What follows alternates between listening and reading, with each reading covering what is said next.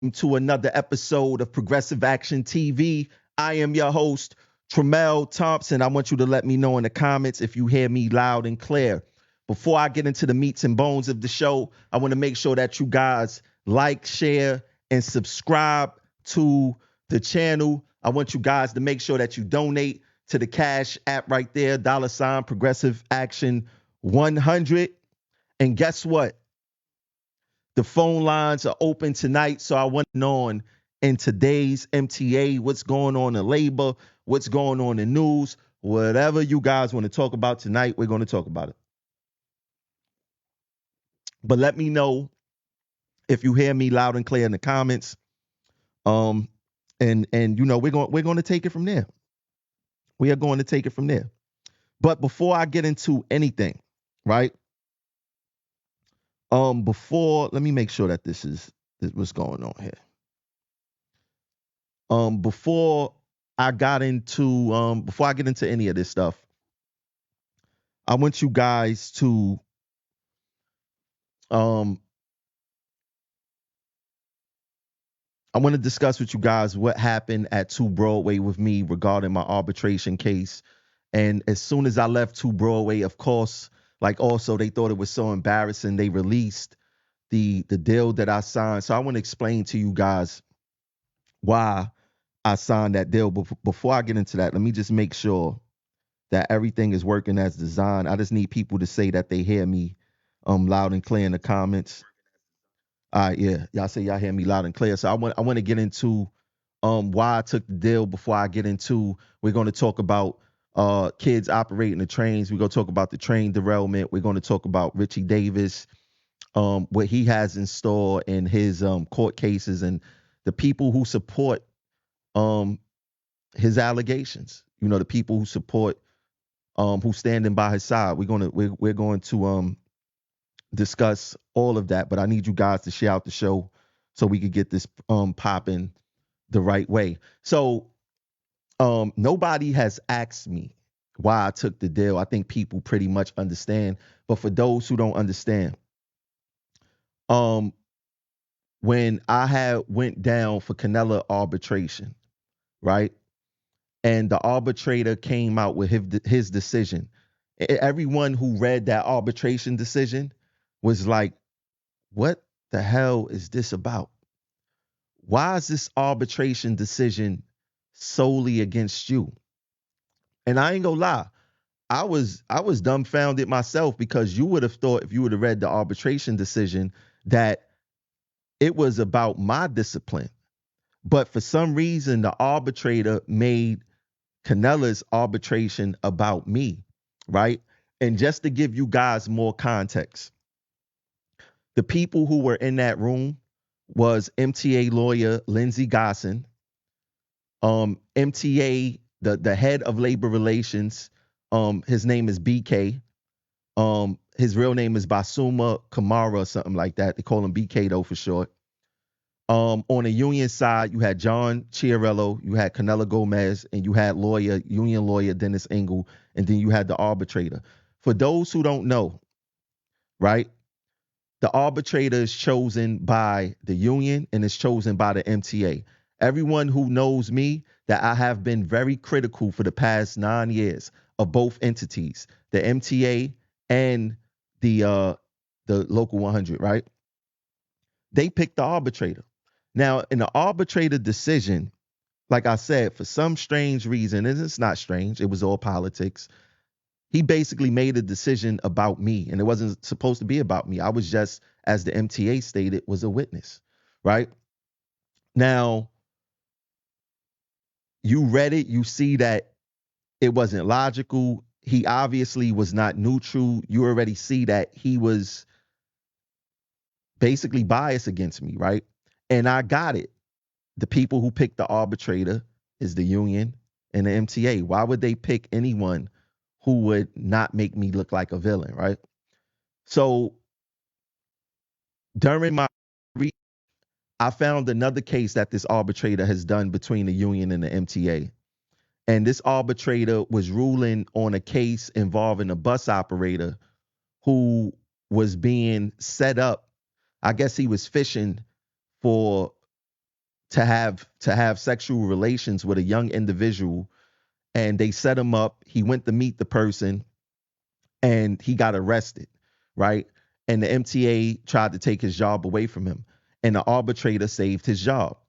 Now, what the MTA did was the MTA didn't accept the arbitrator decision and challenged the arbitrator decision in court. It's very hard to challenge or overturn an arbitrator's decision, but the MTA decided to challenge that, and they got the arbitrator decision overturned. Now, in my case, why didn't they take that same step? And the reason why they challenged the arbitrator decision was because they felt that the arbitrator was not neutral in that case involving that bus operator trying to take down a young individual, right? Now, in my case, it was very clear that the arbitrator didn't show no neutrality at all, none, right? But this is what the MTA wanted.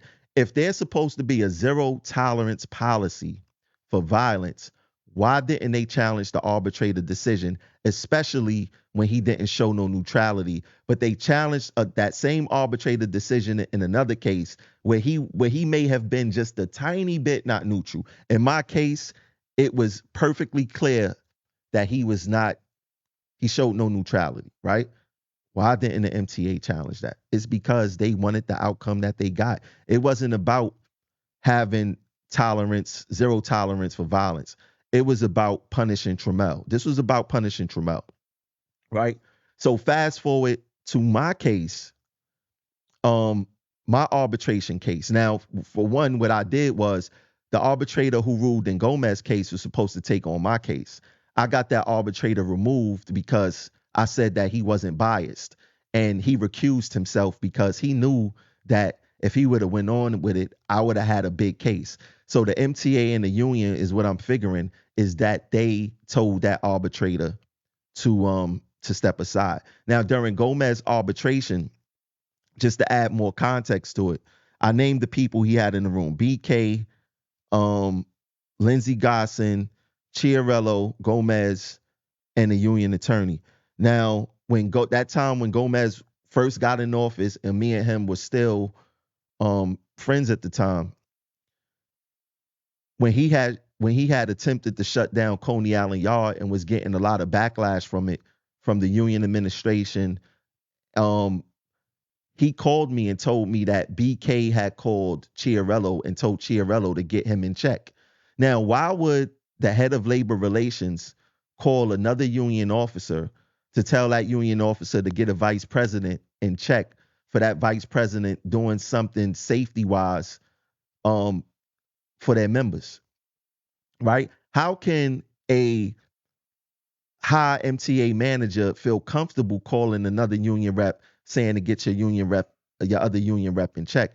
The only way that you feel comfortable doing that is that if y'all have some type of relationship already, selling members out, right? That's the only way that it could work. And Gomez told me that specifically, that BK called Chiarello and told him to get him in check. Chiarello was on speakerphone when BK called, and Gomez heard the whole conversation, right? So when I think about all those people that was in that room, all those people I have criticized in the past, how did I expect that arbitration to go, right? And I'm talking about Canella's, not even mine. Now, fast forward to mine's, I had to be smart. I had to take my ego out of the situation. I got to realize in this MTA tribunal, I don't got no wins. They control every aspect of it. The union and the MTA choose the arbitrator. How can I expect them to choose an arbitrator that's going to be in my best interest when they both against me? How can I do that, right? And then not to mention, when I was sitting in the arbitration room, the union attorney who was representing me stepped out for a second. And when he stepped out, his phone was like blowing up. His phone was going crazy. And I'm like, damn. Now, he didn't have no screen protector on his phone, so you could literally see who's calling him. And guess who was calling him his phone off the hook? Canelo Gomez. And guess where Canelo Gomez was? In another room in 2 Broadway, waiting to come testify against me. Now, why would Canelo be calling my attorney? He wasn't there because of my attorney.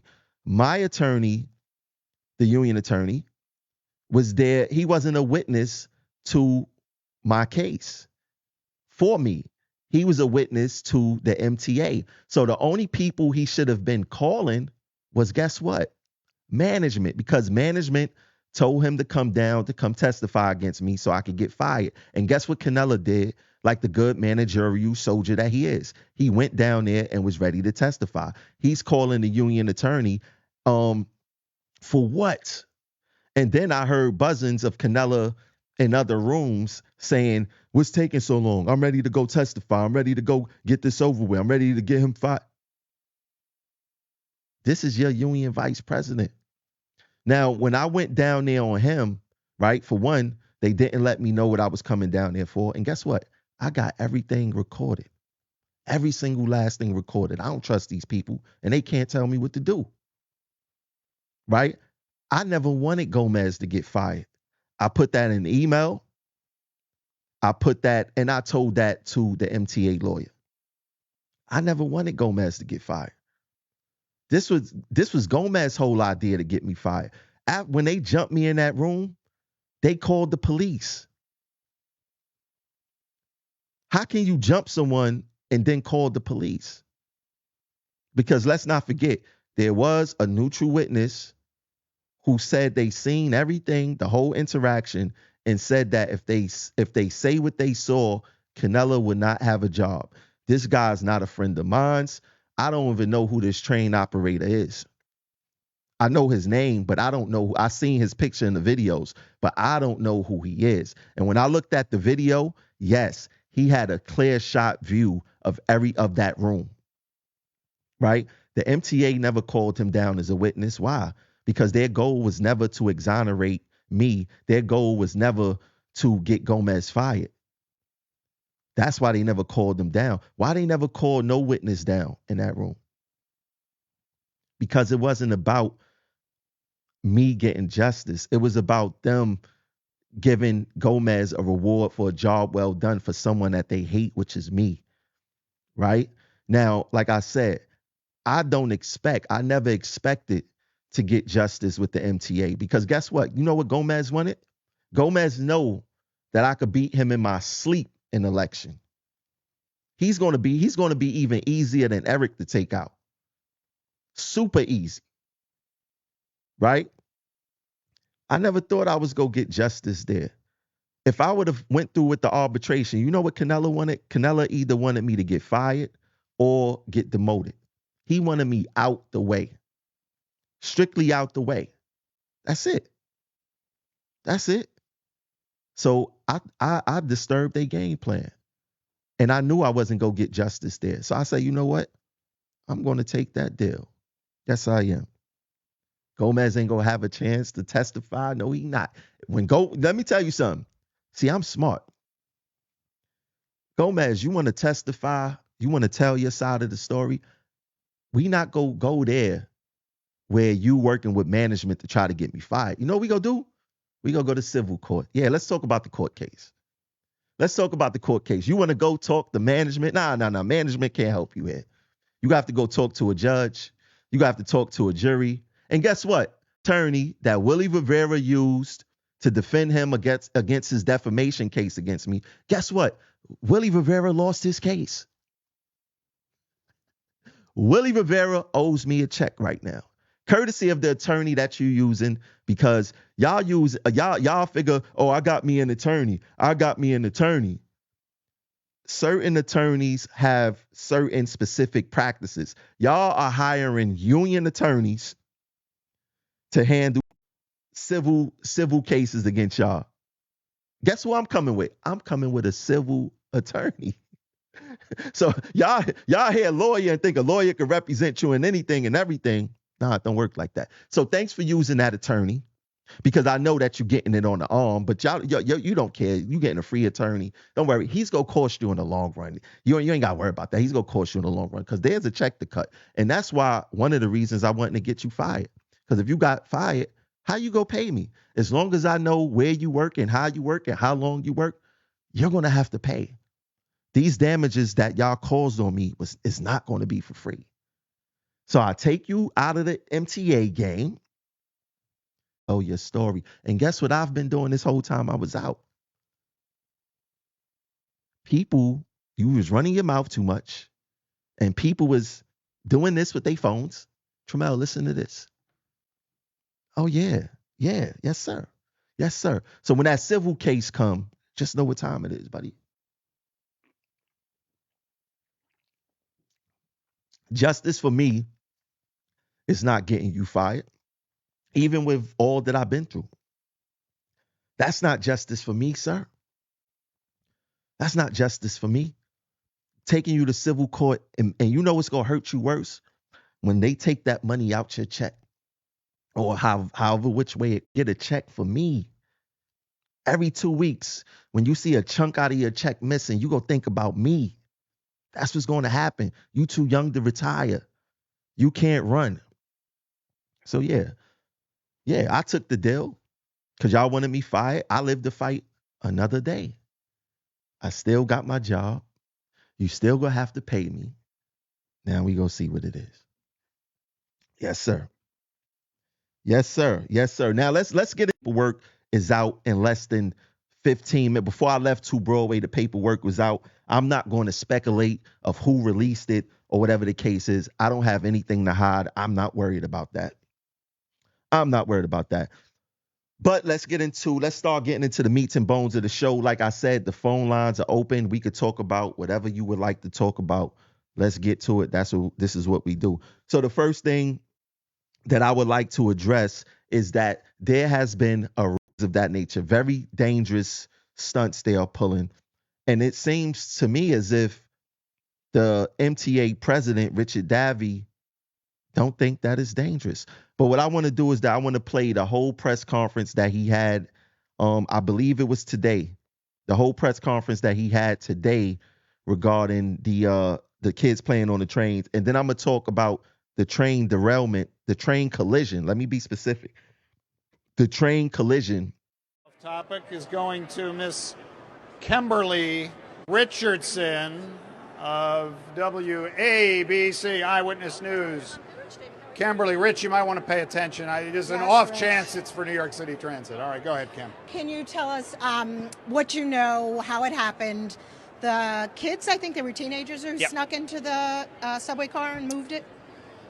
Yeah, so you've obviously seen the video, which we provided the police. Look, my concern, was there any danger involved? No, there wasn't. A few things to know. First is that the signal system would have prevented that train. So the train was being moved in a yard, basically a storage track. Signal system would have prevented that train from getting on the main line. The emergency brake would have stopped it. 2, our tower operator saw it immediately and called 911. So those kids were on there for minutes, not any longer period of time.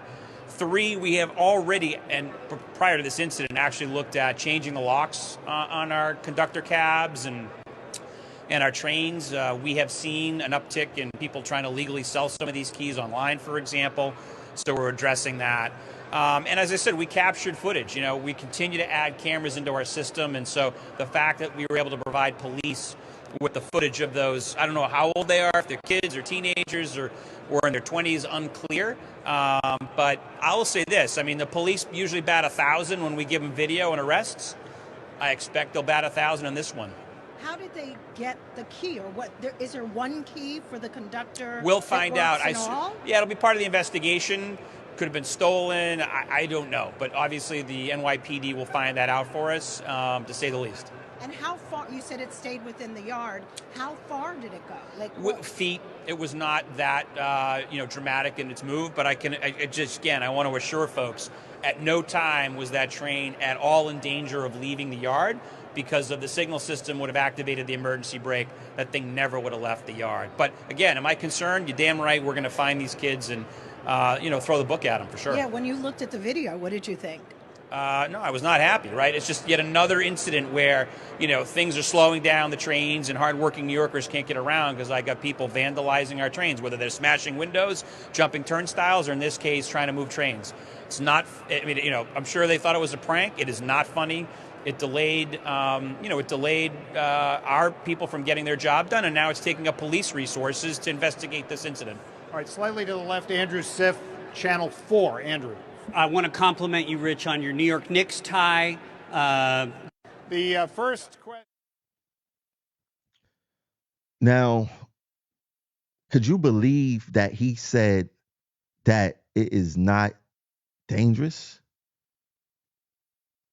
I mean, just because the train, they not operating the train on the main line and they operating it on storage tracks, how he does not see that as being dangerous.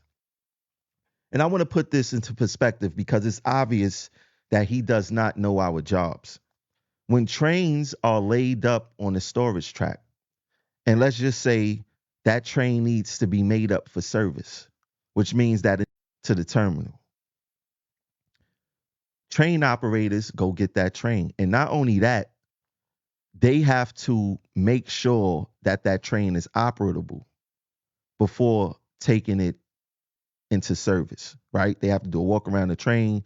They have to make sure, it could charge up. They have to make sure all those things. But more importantly, they have to walk to that train to go retrieve that train in the storage track. And those storage tracks are in tunnels. By the president, Richard Davey, saying that basically there's no danger of kids moving trains and storage tracks, that's one of the most incomprehensible things that he can ever say. Because if a train operator is going to get that train and it's kids operating that train and they don't know that a train operator cannot clear up. Let's just say a train operator see the train coming. The kids don't know the signals. They don't know to stop the train. They don't know any of that stuff, right? And a train operator can't clear up in the spot, or it's in the blood and bone spot, the red and white stripe. So I get it. Workers' lives don't mean anything to you, but as long as you can act like you care about the public, you cool. I get it. I get it. And I want to touch on this specifically what Andrew Siff had asked him regarding the kids messing with the trains. Trying to become a hometowner. Yeah. Following up first on what Kimberly asked, it is going to seem like some New Yorkers like the equivalent of somebody leaving their car running in front of the bagel shop with nobody in it and the car unlocked. And you're saying there was no danger or no risk, but people could just walk into the cab and drive the train. No, they couldn't. It wasn't like that. It was like locking your car and having a low jack on it, but someone stealing the low jack key and having a coat hanger to open the car and then hot wiring the damn thing. That's exactly what happened. So these kids knew what they were doing, or these people knew what they were doing. And as I said, the moment the train moved, the coffee shop owner, in your metaphor, saw it and called 911. So no, it does not. It's not how you described it. Am I concerned? Yes. But are we addressing it? Yes. And just to clarify on the emergency brake and the signal protection, there's no way to override that from the cab? No. Got it. And then just really quick, I understand that there was an incident in Harlem yesterday where a 72-year-old woman was pushed onto the rail bed. How concerned? Trying to become a hometowner. Yeah. Following up first on what Kimberly asked. Now, he said it's like hot wiring a car. No, it's not like hot wiring a car. Guess what? When you got to hot wire a car, you have to use tools. Why would you hot wire a car if you got the key already? These kids got the keys to get into our cab doors. They have the keys to activate the controller to move the trains up. because people want to know how do they get our tools or what's going on here. They are not only getting our tools for online. The past 2 months, 3 months of 2023, there was this scheme going on of how they was getting our tools. They will pull the emergency brake in the rear of the train. The conductor would go investigate. They would take a key, go into the conductor cab, steal the conductor bag, and in the conductor bag is the conductor tools. Why didn't the MTA put out any notice or guidance or any type of special procedure knowing that this stuff is happening? Why didn't they do that? And if Richard Davey know that they are breaking into our cabs, or they coming into the cabs, why isn't this an issue for him? Like, he's trying to make it look like they being elaborate. No, the problem is that there's no real enforcement in the subways. There's not. Is trying to undercut it to make it seem like it's not safe. Oh, they doing it in storage tracks. They not doing it on the main line and all this other stuff. It is all BS. And I want to show you guys like what's really going on here. Before I pull that up, I want to put this there, and I want to put this here. So look, and then he says something, they only moving it a couple of feet, and then the tower has seen it. No, that's not what's going on. This is what's really going on. Y'all let me know, do this look like a couple of feet?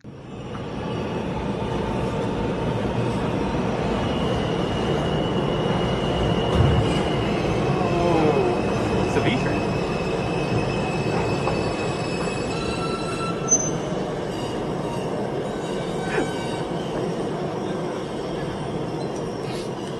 Forward.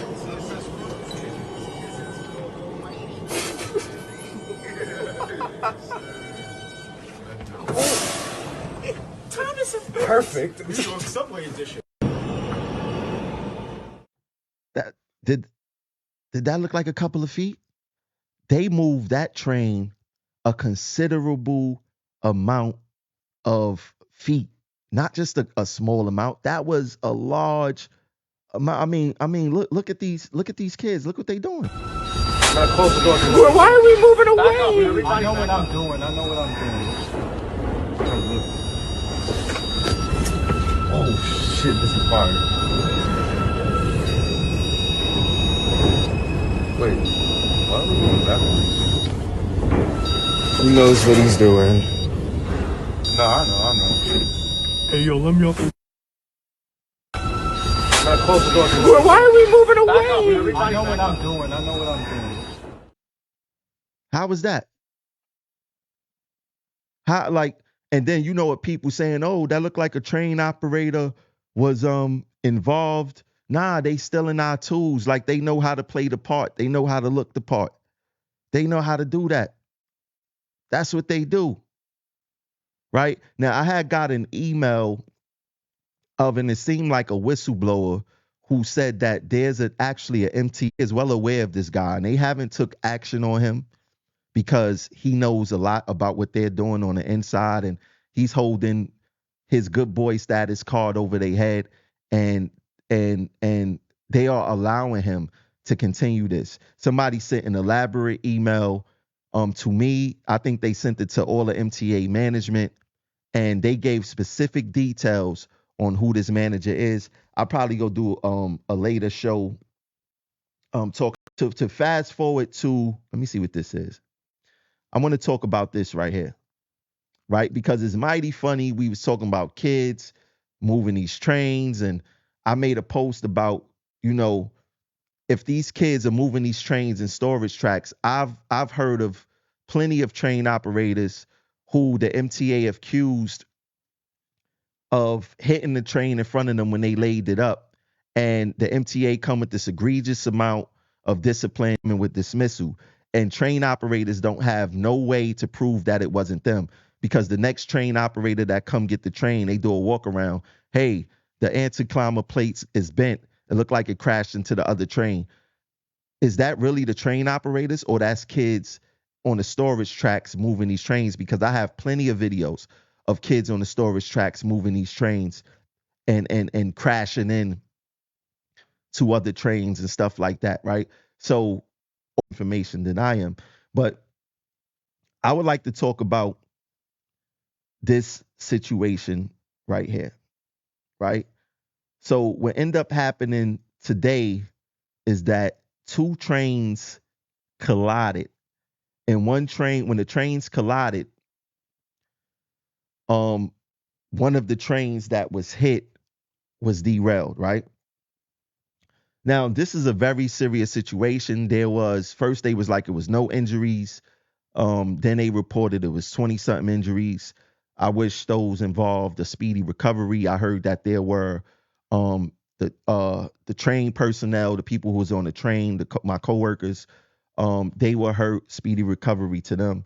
And this is not a little matter. This is a very serious situation because something seriously went wrong here.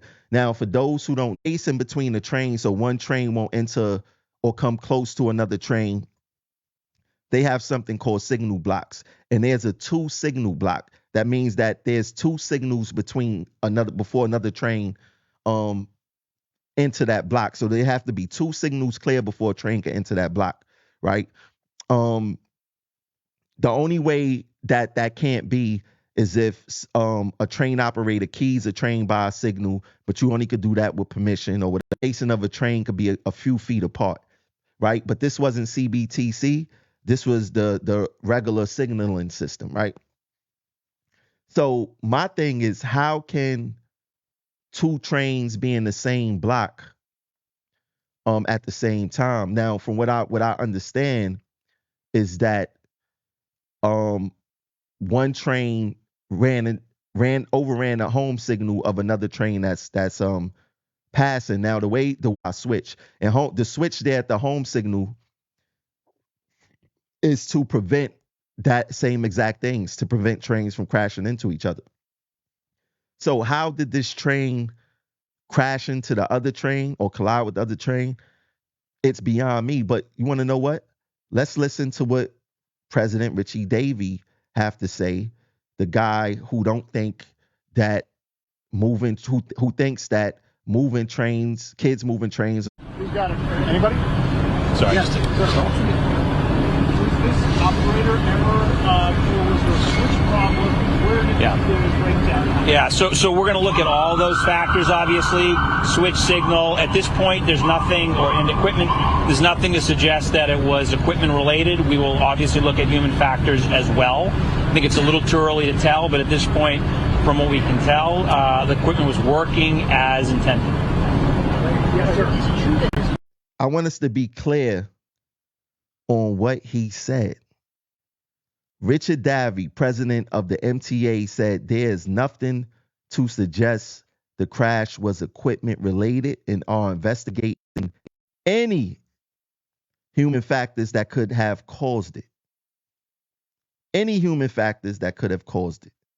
The equipment was working as intended, he said, of the switches and the signals. So what is Richard Davey really saying? What is he really saying? You want me to tell you what he's really saying? The workers did it. See, when it comes to the MTA, they never want to take accountability for their equipment, right? They never want to take accountability for not keeping things up to par. They always looking for the human factor to blame it on, right? Because there's going to be lawsuits. They always need a department to blame it on. And unfortunately, RTO don't have the best representatives. We do not have RTO leadership. They don't respect them at all. So you know what they go look to do? They are going to look to blame the train crew, right? They are going to look to blame the supervisors, the TSS that was involved, because to them, we are all train crews. Nobody's being spared here. And for him to say to say, oh, it's a preliminary investigation. We not sure. But one thing we are sure of is that the equipment were working as designed. Sir, there's no way possible it could be working as designed if it didn't stop this accident from happening, right? There's no way possible that you could justify this to me. None. There's absolutely no way that you could justify this. And look at the pictures from this accident today. Let's scroll through the pictures a little bit. You can see exactly what's going on here. You can see exactly what's going on here. This is not a fun incident to be in. Train operators don't look to say, hey, you know what? I'm going to go derail me a train today. Train operators don't say that. Like, they even blame us when people want to end their lives and jump in front of a train. They act like we come to work. Hey, I'm gonna go hit somebody that's on the right of way, that's on the tracks. I'm gonna go purposely hit somebody today because I'm having a great life. They act like that our trains, we move the trains onto the platform and hit people, and we do that we do that. No, trains don't hit people. Train operators don't operate trains to hit people. Every angle, this company is looking to punish the worker. They are looking to scapegoat themselves and their decisions and make us the scapegoat of everything that's going on. The only agency that does that is New York City Transit. When it happens in Long Island Railroad, guess what? Management stick with their workers. When it happens in Long Island Railroad, guess what? Did I say Long Island? When that happened in Long Crazy happens in sanitation, the management stick by their workers. When it happens in NYPD, see, people look at cops as being cops. No, the sergeants is in a different union than the regular officers. The lieutenants is a different union. The captains is in a different union. But when those officers, those rank and file officers get into something, their managerial people stand by them all the way up to the commissioner, no matter how wrong or egregious. The lowest degree to the highest degree is always blame it on some type of human factor and never have our back. They never have our back at all. And guess what? Our union administration don't have our back either, because they be silent for so long that you don't know what's up, right? Now, somebody did put a good synopsis, put a good post synopsis up, and I want to read that. It was Linwood Skinner. He said it was a perfect storm. One train was already crossing over. The other train was empty and out of service due to brake problems. The train that was on the local track pulled into the station and couldn't stop. Kept going and hit the train crossing over. This probably couldn't happen again in 1,000 years, but the TA will put out new memos regarding the handling of trains with brake issues going forward and somehow try to blame the TSS on the train. I 100% agree with that's what's going to happen. I 100, and not only the TSS, everyone that was on that train. Everyone that was on that train. It's not only going to be the TSS. It's not only going to be the TSS. But this is a more important note for train operators out there. Do not do this company no favors. There's a lot of train operators that operate trains with something that we call long breaks. And long breaks is basically when a train takes a long time to stop before the brakes start catching and actually stopping the train. When equipment such as trains do not operate as designed, it's not your car. Trains weigh thousands of tons. With any type of braking issues, that train is not operable, and you do not operate that train. When these trains come from wherever they made at and onto New York City property, they are not designed to run with long brakes at all. They're not designed to run with long brakes. And if you out there operating a train with any type of braking issues, guess what? This could have possibly been a more. So this should be a warning to every train operator out there. Stop doing the MTA favors. If you are having any type of mechanical issues on that train, specifically speaking, braking issues, take that train out of service immediately.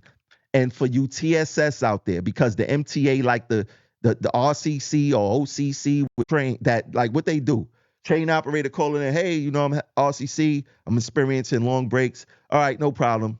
They call Super TSS. You got to put a cape on some of these guys. TSS come on the train.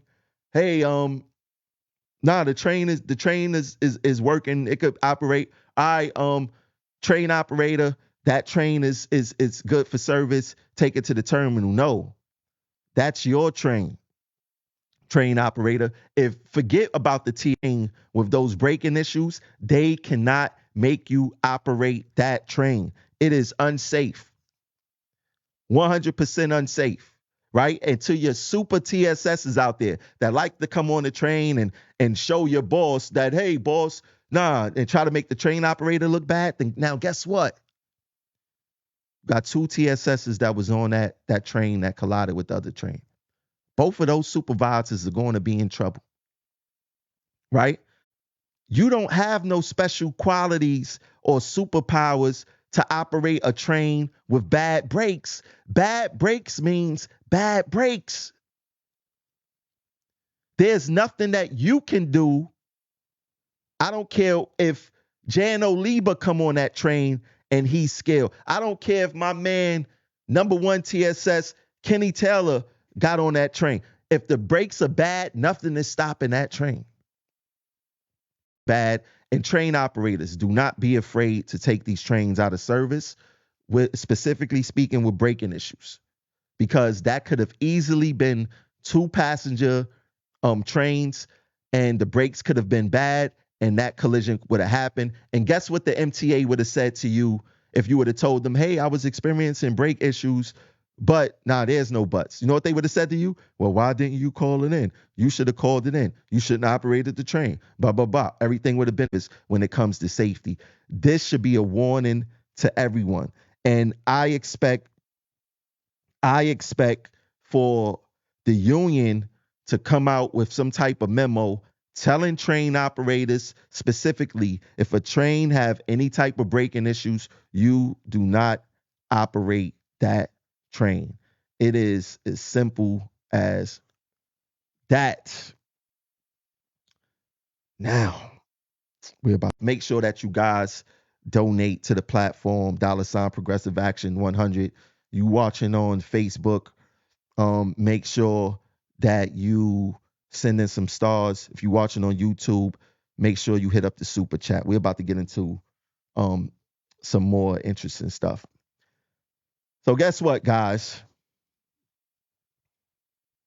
Richard Davis created a new slate in which he told me that's what he was going to do. And he's calling it, do I got a drum roll? Let me see if I got a drum roll. Let me see if I have a drum roll. I don't have a drum roll. But he's calling it, let me see. Do I have a drum roll? Hold on one second. I don't have a drum roll. But he's calling it members first. Let me hit that. Let me hit that for him again.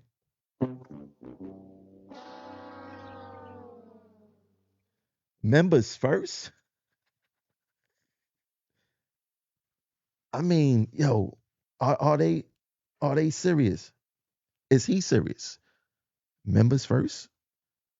There's no type of, that name doesn't say nothing. Besides, we know it's not members first with them. It's their offices first. It's them holding on to their release time.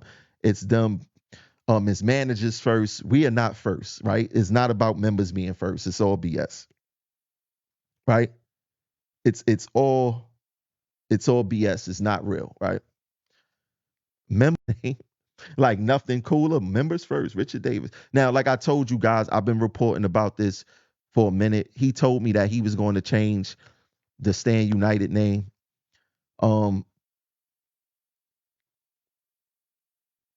What's the sense in changing the name if you ain't changing the people? What's the sense? You could change the name to Jesus Christ and Latter-day Saints. You could change the name to Members First. You could change the it's all the same. The same, no matter what their name is. No matter what their name is.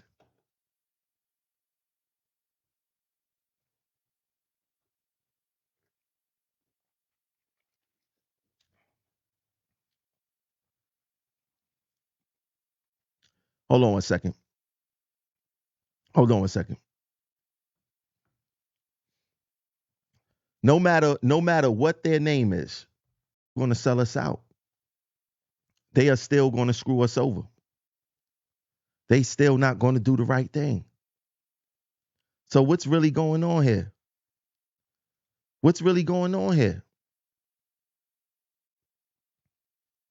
Right? Because the name means nothing. The name means absolutely nothing. Right? Now, how can it be going to sell us out? They are still going to screw us over. They still not going to do the right thing. So what's really going on here? What's really going on here? Right? Because the name means nothing. The name means absolutely nothing. Right? Now, how can it be? Right? And I want to read this. I want to read this. Let me get this together for you guys. Let me pull it up on my other screen. For those who don't know, the Members Dental got canceled, and they came up with this elaborate excuse talking about an update healthplex system issue and continuity. And Richard Davis wrote this. He said, I am reaching out to provide you all with an update pertaining to the current technical issue affecting the healthplex dental system, the dent care system, which has led to a misleading indication of terminated coverage. The attached notice from HealthPlex affirms operations will return to normal in the morning. If you continue to encounter issues or have questions, please reach out to a local 100 representative for assistance. All this time, United Healthcare is assisting in managing back-end systems aspects for HealthPlex. For verification, your dentist can contact provider services at 877 whatever to confirm coverage and address any potential denials. As the president of TWU Local 100, I remain steadfast in commitment to enhancing our dental plan. Your benefits under HealthPlex are still active, and we are diligently working to make improvements that better serve our membership. Future updates regarding your dental benefits will be available on the TWU Local 100 website. Now, this is what they are not telling you. This is what they are not telling you. The contract was ratified by the MTA board in August. And once that contract was ratified, that means that everybody from the union, because the union have to ratify the contract first and then it's passed by the MTA board.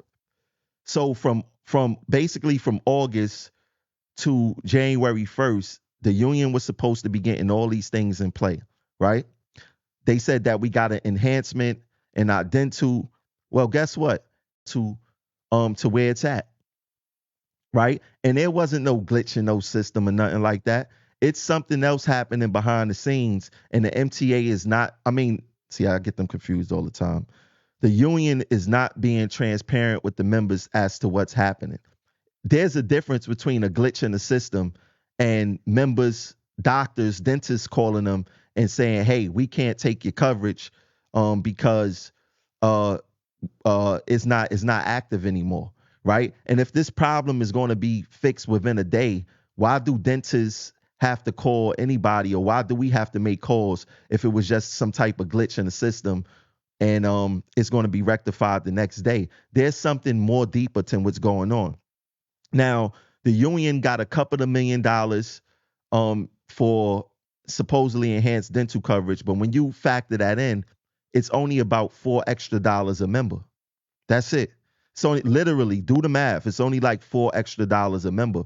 What is $4 extra on your dental plan is going to get you, right? And healthcare costs go up every single year. So even if the MTA did give us $2 million or whatever the case, the dental, why isn't it at the pace it should be at? Why isn't why are we operating off the old dental plan without having this 2 million investing into it? And like I said, it's only an extra $4.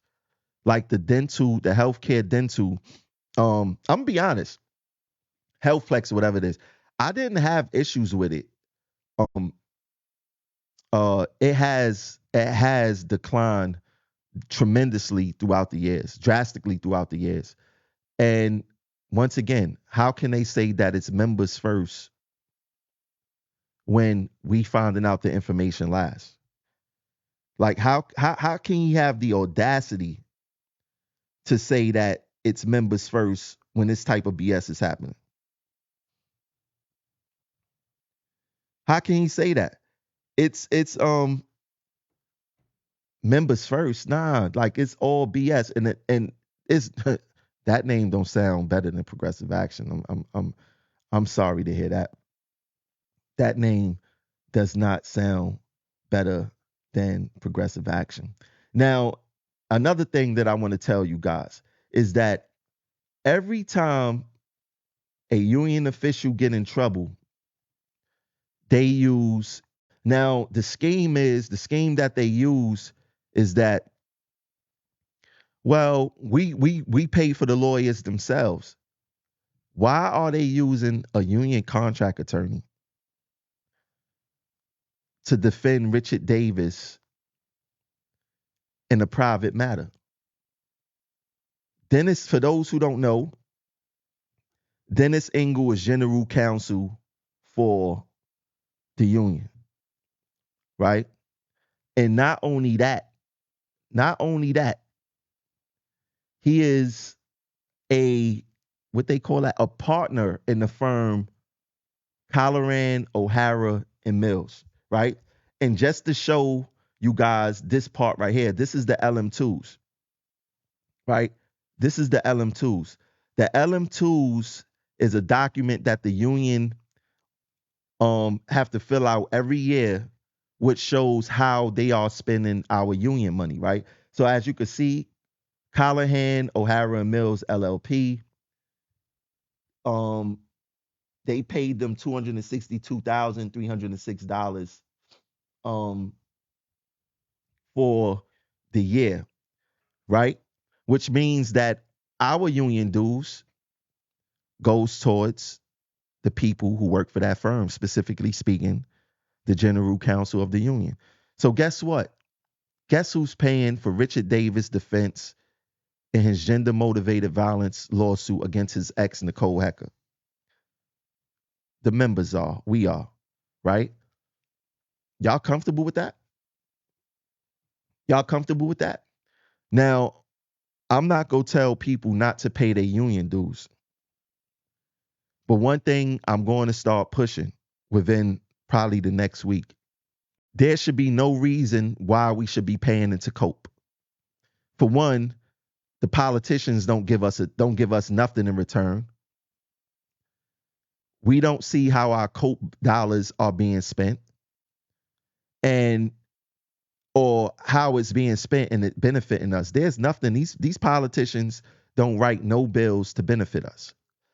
And they damn sure don't ask the members, well, which politicians you think we should support who actually put together bills for transit workers and things of that nature. Who does that? None of them. Right? None of them. So, yes, our union dues or the appearance of our union dues paying for Richie Davis is very egregious. And we need to start thinking about what we're going to do. Now, another thing that I wanted to point out is that in these news articles, it says a TWU Local 100 rep said that Davis would not be resigning from his position and claims the president still enjoys the support of union officers. And we see the officers who support him. And they don't have to come out and say, hey, I support Richard Davis or nothing like that. They being passive aggressive with it. Donald Yates. See, Donald Yates ain't gonna come out and give no type of vocal support. He's gonna give that support like, I'ma still take pictures with you. I'ma still show my support like that. Don't worry about it. I can't speak on his case. The reason why he ain't gonna speak on it is because I know and I bet that Nicole Hecker have some stuff on Donald Yates also. Right? So they think they slick. JP, I'm very surprised at JP. And JP smiling in the picture. So when they say this, wait, before I even get to that, let me go to the next picture. In this picture, again, you have Donald Yates, right? You have Giselle Martinez. She's ahead of the women's committee. She's happy to be with Davis, right? She's happy to be with Davis. And when I think about when they say the president still enjoys the support of the union officers, yes, once again, they talking about JP. JP is silently supporting Richard Davis. Donald Yates, without a doubt, is silently supporting Richie Davis. Giselle Martinez is silently supporting Richie Davis. Donald Yates, again, silently supporting Richie Davis, right? This is what they do, right? And just to be more clear on Giselle Martinez, like I said, Giselle Martinez is a bus operator from East New York Depot. She is the head of the women's committee, right? Now, what I find strange is that Giselle Martinez is against domestic violence because she has these posts on her Twitter.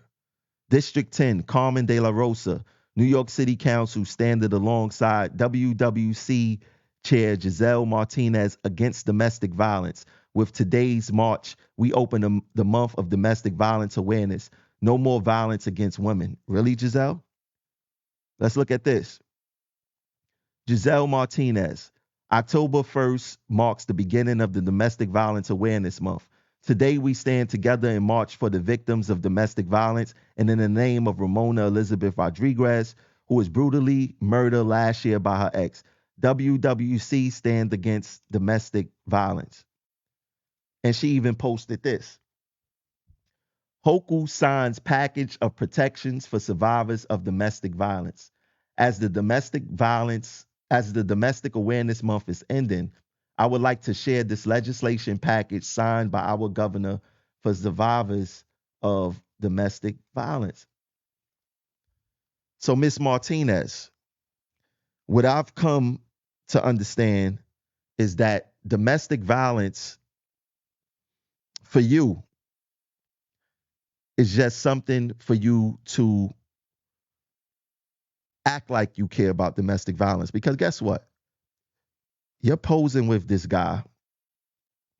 And guess what he's accused of? Gender motivated violence, punching his ex-girlfriend in the head, pulling her by the hair, scratching her arm right across the street from the Union Hall. She got pictures of her face bruised up, swollen. And how much are you really against domestic violence? Or you pick and choose what type of domestic violence that you're going to support? And let's be honest, what's the real reason you're not supporting or you're supporting Richie Davis and not saying nothing? It's because he's giving you the time of your life. He put you in position to be in control of the women's committee. He got you released.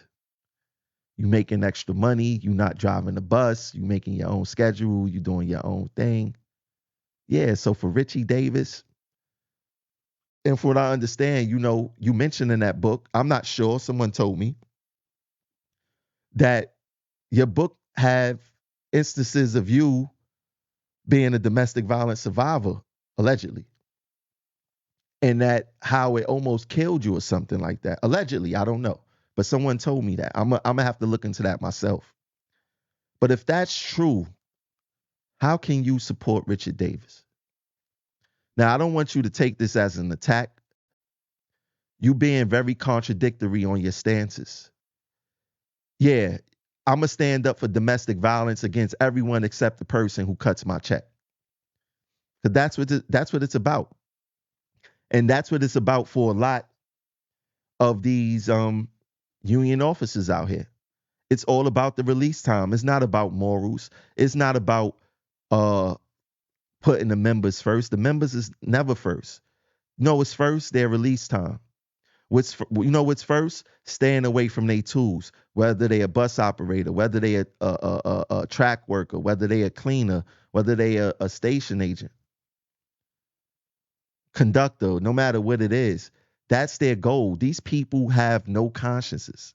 These people have absolutely no morals. None. They don't care. These people do not care. They do not care. They are grifters. They put themselves first. It's not about the issues. It's about going along to get along. And it's going to take some work for us to get away from that. Richard Davis and them is not about members first. Members are last. They cannot point to one instance where they put the members first. Not one. Not one instance. We seen what happened to COVID. We wasn't first. We seen what happened with congestion pricing. We wasn't first. We see what's happening with workers' comp. We not first. We see what happened with discipline. We not first. How was the members first? We see what happened with the rollback of the retirees medical. How we first? We see how we allowed the MTA to insert Corvell, and Corvell don't even know what they're doing yet because they don't even know how to service people who have 12-9s or psychologists or need psychologists or psychiatrists or nothing like that. How was the members first? How's the members first when we finding out from our dentists that our dental insurance is no good, and then after the backlash, the union come back and act like that they care? That's not putting the members first. When Richard Davey says that it's safe, what the kids are doing, moving the trains and the storage tracks are safe, and the union says absolutely nothing about this, how was the members first? When Garrett Goebel had died and the union did not institute and did not go to the table with the MTA to say, hey, any shopping carts on the train, we're not moving the train. We already had one fatality. One fatality is too many. They ain't do that. How you putting the members first? How you putting the members first? Now, let me tell you guys, they know that they're going to be in the fight of their lives this election. They're going to act like that they've been there for us from day one. They're going to act like that they really want to put us first. This is all election tactics. Don't pay attention to what they do these next few months to make you think that they putting us first. Let's go back to 2009. Because guess what? Basically the same people from 2009 is here in 2024. They just moved a different couple of pieces around. And I don't care how they shuffle the deck. They still have those same officers in play who sold us out. All of those officers who was trying to sell these contracts to us, that now that you see that they were bad, all these officers who told us and gaslit us and said, hey, we're going to fight against Tier 6 and all this other stuff, and they have done absolutely nothing. How they putting us first? How they putting us first? How can we go for this? We can't go for this. We cannot go for this at all. And we're not going to fall for their banana in the tailpipe. We're not going to fall for their pipe dreams. We don't want to hear what they're going to do for us in the future, next contract. No, we are going to judge them on what they have done since 2009. Everything have a shelf life, and their shelf life has came and it expired at least 2 elections ago. There's no way possible that we can allow for them to move or go any further. There's no way possible. We cannot allow this. This is bad. And progressive action, we got some surprises coming. And we're going to make some things a role to play. I keep telling you that you don't have to be on the court playing the game, but you're not a fan either. Everyone has a role to play. If you want to get involved this election, if you want to hand out flyers, if you want to help set up events that we're having, if you want to help participate in that, whatever you need to do, please get involved. This is for all of us. This is not an individual.